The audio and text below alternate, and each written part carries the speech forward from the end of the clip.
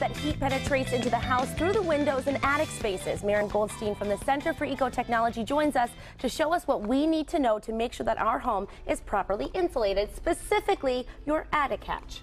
Yeah, so oftentimes, and especially in the summertime, we get a lot of extra heat coming in, and it can really wreak havoc on the comfort in the house, as well as obviously our electricity bills that we spend to sort of cool that house back down.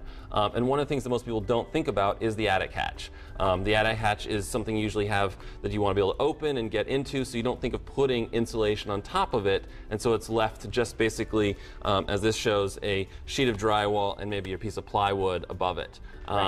And so what we recommend is being able to add on insulation, and the way that you can do that is putting a rigid foam core board on top of it. And so you can add that to it, and then you can also add a insulation piece that will sort of help seal it on the front side where it goes into the framing of the space as well, so that you end up with extra insulation and a space gap as well to help seal it. So Marin, now that we have the camera on this, we want to show people what is in their home currently. Is the plywood and the drywall, correct? Most often, yeah, because it's being taken in and out, all that you have there is drywall and plywood. And that means that you've got heat just pushing through that because the attic gets hot, really hot, and the heat just comes pouring through that into your space. And so what you can do really easily is add on this rigid foam core. You want to seal the edges because you're going to have to cut it to size, and then you're going to also want to put a sealer on the edge too, where it's going to actually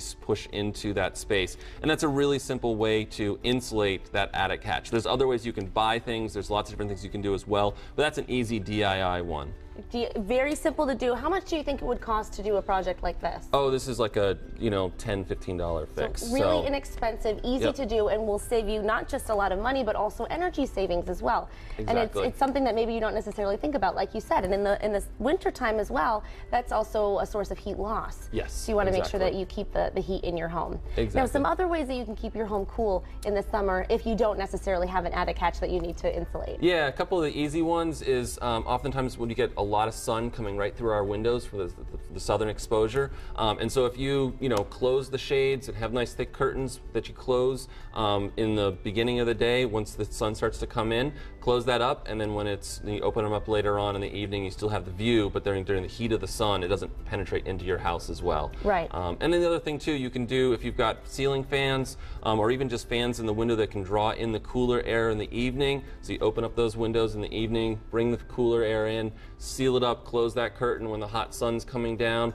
and then if you do have, again, a fan circulating the air, again, it's just going to help increase the comfort and not necessarily have to have AC going in your house the whole time. Yes, because that can really rack up your electric bill, of course. So it's all these little small things that we can do that are very inexpensive and pretty much effortless that we can do to save money and energy. And if people want a free energy assessment in their home, they can call CET and set that up as well. Yeah, exactly. It's another way to go through the Mass Save program. It's a great program looking at energy efficiencies in your home. You have an energy specialist come into your house. They review opportunities for air sealing, like this would be one, or adding more insulation too that sort of helps keep the heat from getting in. So there's lots of great measures that are either no cost or low cost to you, and so it's a great first step. It's no cost to have that energy specialist come into your house and do a sort of review of your house. So it's a great way to look at energy efficiency, especially in the summertime. Great advice, Marin, saving us money and energy. Thanks so much for being here. Thank you. Great advice. And coming up on